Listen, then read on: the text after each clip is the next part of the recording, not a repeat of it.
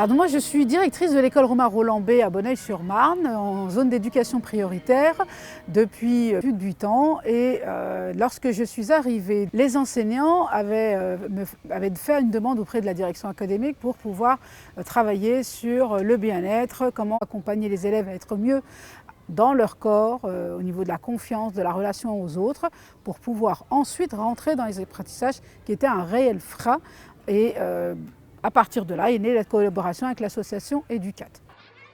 Lorsque je suis arrivée moi, sur le groupe scolaire, on a eu des situations avec des élèves hautement perturbateurs, un climat d'école assez dégradé.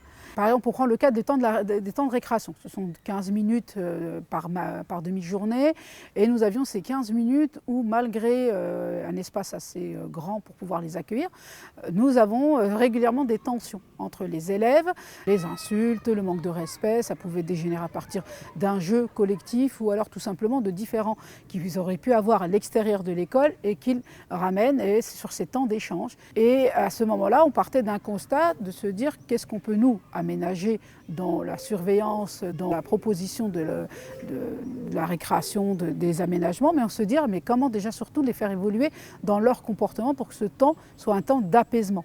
Parce que lorsqu'ils ne sont pas apaisés en récréation, lorsqu'ils remontent en classe, ils ne sont pas disponibles aux apprentissages.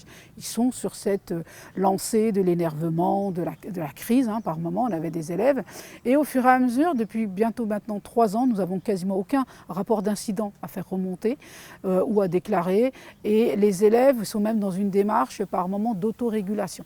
Lorsqu'ils arrivent à mon bureau, je suis là plutôt en tant que régulatrice et médiatrice de ces conflits, l'élève lui-même va pouvoir déjà baisser en tension, de pouvoir reprendre sa respiration et pouvoir s'exprimer calmement. C'est-à-dire qu'entre le temps de la traversée entre la cour et le bureau, on a déjà un temps où l'élève redescend. Et ça, c'était quelque chose qu'on n'avait pas connu. C'est-à-dire que l'enfant était toujours dans une crise assez cyclique.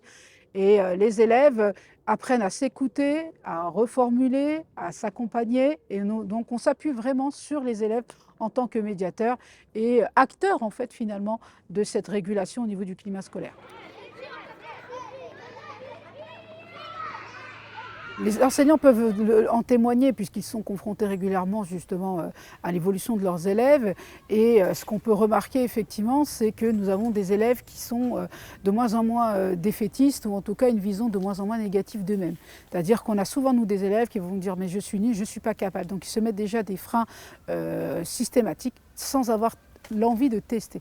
Et aujourd'hui, ce que disent dans le témoignage des enseignants, les élèves effectivement sont moins dans cette attitude négative et ont pris progressivement confiance en eux. Et ça leur a permis, en tout cas, nous l'impact on le voit au niveau de l'investissement personnel, scolaire, au niveau des résultats scolaires. Et ce travail à la fois sur la confiance, les émotions, et le passage aussi par une production d'écrit, de pouvoir aussi passer par l'écrit, peut libérer certains élèves.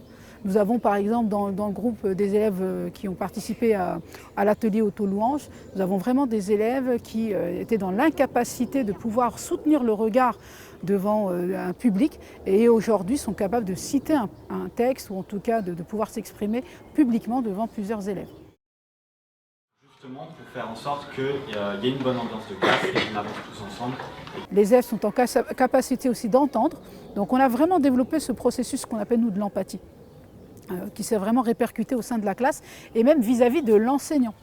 Puisque l'enseignant aussi, les élèves manifestent aussi de l'empathie vis-à-vis de l'enseignant. J'ai trouvé que tu as été top à la Provenance.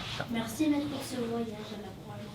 On adapte la méthode aussi en fonction de notre public. Je pense que vraiment le point nous, sur lequel on doit rester vigilant par rapport à la méthode, c'est de se dire quel est le public que j'ai en face, quelle est sa problématique et comment y répondre pour pouvoir adapter les outils. Et c'est ce qui s'est passé finalement l'année dernière déjà en cours d'année, où les enseignants se sont appropriés dans un premier temps les outils et les ont adaptés au fur et à mesure. Donc c'est-à-dire qu'ils sont aussi force de proposition et de réflexion et d'innovation et de permettre au fur et à mesure, à partir de ces outils de base, de les adapter en fait au public.